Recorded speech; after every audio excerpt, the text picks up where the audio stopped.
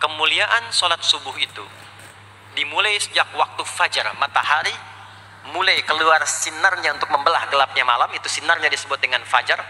Nanti subuhnya saya terangkan di akhir. Sinarnya dibelah, membelah kegelapan malam, fajar shadiq. Maka pada saat itu bukan hanya sholatnya yang punya keistimewaan seperti sholat asar tadi, tapi semua bacaannya langsung dijawab seketika oleh Allah Subhanahu wa ta'ala, dipersaksikan oleh seluruh malaikat dan dijawab langsung oleh Allah Subhanahu wa ta'ala. Jadi kalau Anda berdoa, maaf, doanya lebih cepat terkabul kalau dipanjatkan dengan cara yang benar dan khusyuk. Kalau Anda istighfar, langsung dijawab. Kalau kita baca Quran, pahala langsung dituliskan berlipat. Itulah kemuliaan waktu fajar. Jadi Allah sendiri yang menyampaikan, bukan cuma sholat yang penting, semua bacaannya itu langsung didengar, langsung direspon, langsung dipersaksikan. Karena itu ada anjuran bahkan dari Al-Quran, dan ini dikerjakan oleh semua sahabat, saking pentingnya sholat subuh itu, waktu fajar itu, bahkan mereka bangun dan menunggu sebelum tiba fajar. Maka disitulah muncul kemudian tahajud. Maka muncullah kemudian istighfar sebelum waktu subuh. Ya, ada amalan. Ini saya mau kasih rahasia ya. Tapi tolong jaga, ini antara kita saja di sini. Ya, rahasia. Ada waktu sebelum subuh. Cuman 15 sampai 20 menit kurang lebih. Ingat ya. Kalau dikonversi sekitar 15 sampai 20 menit waktunya. Namanya waktu sahar. Sahar, jamaknya ashar. Jamak itu karena setiap hari oleh Allah dikasih itu. Sahar, jamaknya ashar. Rahasianya di mana? Bapak Ibu, ini waktu yang paling cepat untuk terkabulnya doa. Anda mau minta apa saja, hadisnya qudsi. Ibadi, kata Allah, hambaku, siapapun yang bermohon sekarang aku kabulkan, yang minta aku berikan. Wa man istaghfara li ghafartu lah. Siapa yang minta ampunan, istighfar, aku ampuni dia sekarang juga. Baik, Bapak Ibu, begini saya tanya nih, kalau ditawarkan minta apa saja diberi, ya, terus minta ampun juga diampuni, pilih mana? Minta apa saja diberi, mau minta apa saja, atau mau minta ampunan istighfar, pilih mana? Jujur aja, kalau ada proyek nilainya 100 miliar, ya, ada utang 1 miliar belum ditutup, terus baru minta apa saja diberikan, pilih mana? Minta 100 miliar, potensi dikabulkan, atau minta diampuni dosa, pilih mana? Pilih salah satu, nggak usah dua-duanya. Oh, ada tawaran dikasih 100 miliar atau diampuni dosa, pilih mana? Ampuni dosa. Pelan banget ya. Kata ibu kalau bisa dua-duanya gitu. Coba, kalau ada rumus begini, Anda disuruh memilih apakah dunia dan seisinya atau memilih ampunan Allah, maka pilih ampunan Allah. Karena nanti ada rahasia yang kedua. Banyak rahasia ini. Ada rahasia istighfar. Istighfar itu kalau sudah menyatu dengan jiwa kita, sudah terbiasa, maksudnya biasa istighfar, dan jadi karakter, jadi kebiasaan. Bukan hanya pasca sholat, di mobil istighfar, di kantor masuk istighfar, sudah kebawa, udah refleks itu. Faidah keutamaan untuk orang yang rajin istighfar itu ada dua. Satu, diampuni dosanya oleh Allah, yang cirinya nanti akan dijaga dari maksiat. Ya, bukan maksum, karena maksum itu untuk para nabi.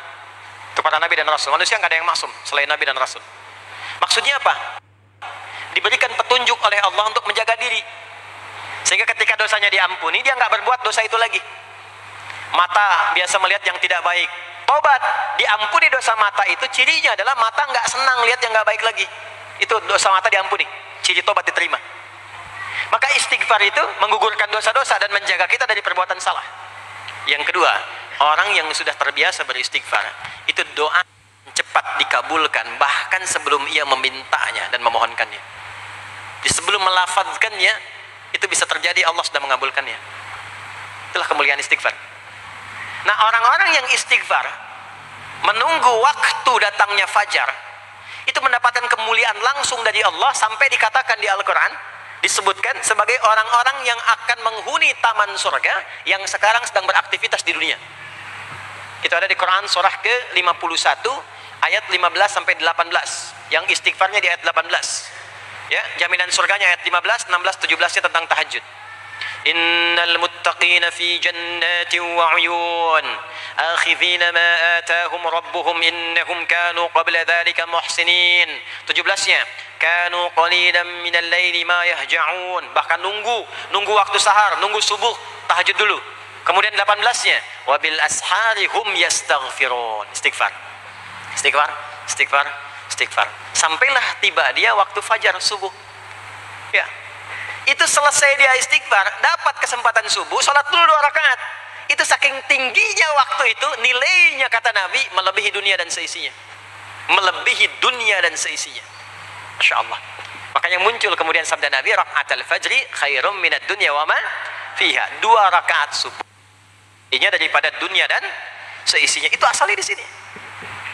Jadi memang subuh itu mesti diperjuangkan. Dan subuh itu generatornya, kalau subuh sudah bisa konsisten, yang lainnya ikut. Subuh itu kalau sudah konsisten, subuh ke masjid, jamaah subuh, jamaah bangun tahajud, istiqamah, istighfar. Itu kalau subuhnya sudah bagus, yang lainnya ikut. Ya.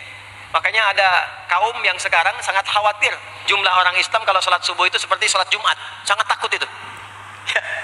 Ya, ada ini viral kisahnya, viral. Saya nggak ceritakan pun Anda bisa dengar. Ya, jadi ada golongan orang Yahudi yang selalu mengamati jamaah sholat subuh umat Islam, dan dia melihat, ya, ketika mulai ramai, dia mulai katakan, kenapa Anda selalu mengamati itu? Ya, sebab kami lihat kalau jumlah jamaah subuhnya sudah seperti sholat Jumat, itulah kemakmuran, kebangkitan dan kebaikan umat Islam akan tumbuh kembali. Jadi akan berpengaruh kepada yang lainnya. Itulah mudah-mudahan kegiatan perjuangan subuh, ya, ada pejuang subuh baik di Masjid Raya Pondok Indah, di masjid-masjid yang lainnya, memberikan keberkahan kepada kita, dan puncaknya adalah perubahan pada perilaku. Jadi kalau cuma berjuang datang subuh tapi tidak merubah perilaku, ada yang salah dengan itu semua. Ada yang tidak tepat, ada yang belum sempurna. Itu yang bisa kita sampaikan sebagai kajian pembuka kita di kesempatan kali ini. Mudah-mudahan ada manfaat yang bisa kita dapatkan. Kesimpulannya adalah salat adalah inti amalan kita yang bisa merubah alur kehidupan kita dunia dan akhirat.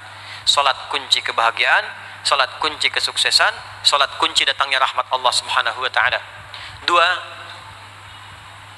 Allah meminta kita menunaikan salat 5 kali dalam sehari untuk memudahkan semua urusan kita di setiap waktu dalam sehari itu. Dan yang ketiga, di antara sekian 5 waktu itu ada waktu-waktu yang istimewa, yaitu asar, dan yang paling istimewa adalah subuh ataupun fajar. Mudah-mudahan kita bisa konsisten menunaikan dan menjaga waktu salat itu sampai kita pulang kepada Allah dalam keadaan husnul khatimah. Sementara itu yang disampaikan. Baik, mudah-mudahan ada keberkahan dari apa yang telah disampaikan. Pasti apa yang saya sampaikan pasti ada salah, pasti ada yang kurang tepat, pasti ada yang keliru disampaikan. Mohon diingatkan supaya saya koreksi, tinggalkan yang salahnya, ambil yang benar, yang baik, yang kira-kira bisa diamalkan. Jauhi hal-hal yang bisa menjauhkan kita dari Allah, dan semoga kita semua diwafatkan dalam keadaan husnul khatimah insyaallah.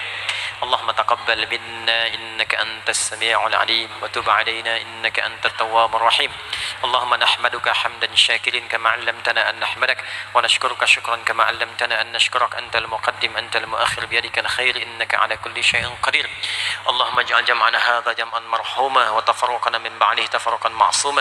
Ya Allah, jadikan pengajian kami pagi di siang hari ini pengajian yang Kau berkahi, dan bila pun kami berpisah, jadikan perpisahan kami mengantarkan pada kemuliaan yang lebih baik di sisimu. Rabbana la tada' lana fi maqamina hadza dhanban illa ghafartah. Ya Allah, jika ada pendosa hadir di majlis ini, jangan biarkan ia pulang kecuali Engkau telah ampuni segala dosa-dosanya. Wala hamman illa farajtah. Jika ada yang tengah merasakan kegelisahan, jangan biarkan ia pulang kecuali Engkau telah tenangkan keadaan hatinya. Wala asiran illa yassartah. Jika ada yang tengah mengalami kesulitan dalam kehidupannya, di rumah tangganya atau pekerjaannya, maka mohon dengan keikhlasannya angkat dan hilangkan semua kesulitannya. Rabbana atina fid dunya hasanah wa fil akhirati hasanah wa qina adzabannar. Wa sallallahu ala sayyidina Muhammad wa ala alihi wa sahbihi ajma'in. Wa akhiru da'wana subhanakallahumma wa bihamdika nashhadu an la ilaha illa anta nastaghfiruka wa natubu ilaik. Walhamdulillahi rabbil alamin.